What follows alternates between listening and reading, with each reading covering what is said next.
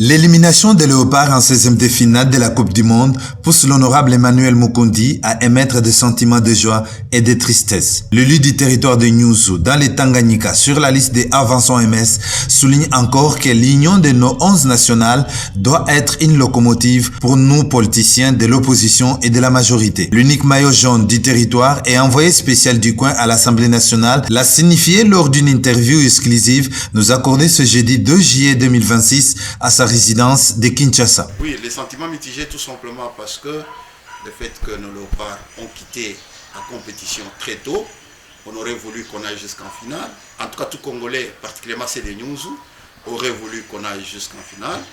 Et une joie parce que nous avons démontré au monde et à la communauté internationale que nous sommes là comme Congolais et quand nous sommes unis, nous pouvons aller très loin.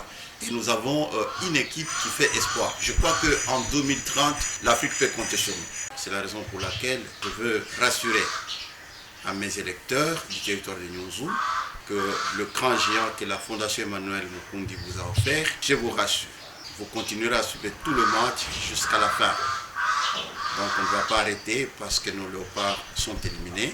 L'union créée par nos Léopards doit être une locomotive pour nous tous, pour comprendre que nous devons nous mettre ensemble en cette période où nous avons besoin de la cohésion nationale, nous avons besoin de la paix, nous avons besoin de la sécurité, qu'on se mette ensemble à l'instar des Léopards. L'honorable professeur Mukundi a présenté aussi des regrets à l'opinion nationale quant à voir un natif de Nyuzu, qui est ministre national, piquer ses images de la retransmission des matchs des Léopards de la Coupe du Monde à travers son écran géant installé à sa résidence sans signaler la source et les faire même diffuser à la chaîne nationale, soulignant que cet écran géant lui appartient.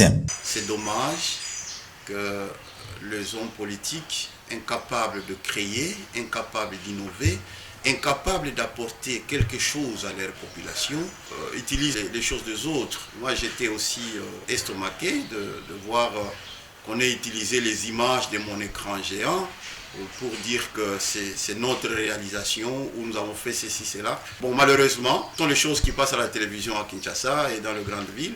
Chez nous, au village à Nyuzu, on connaît qui fait quoi. Voilà.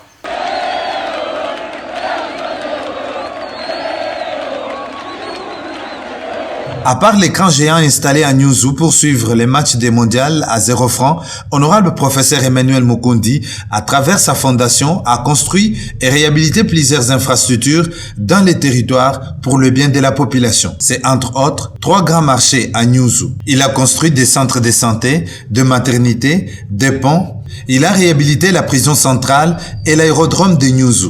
Il nous signale la construction de plus de 30 écoles et d'ailleurs pour ses vacances parlementaires, l'homme du coin descend avec 3500 tôles pour les écoles. La Fondation Emmanuel Mukundi a donné plusieurs bourses aux étudiants qui ont produit 176 diplômes, une fierté pour le territoire.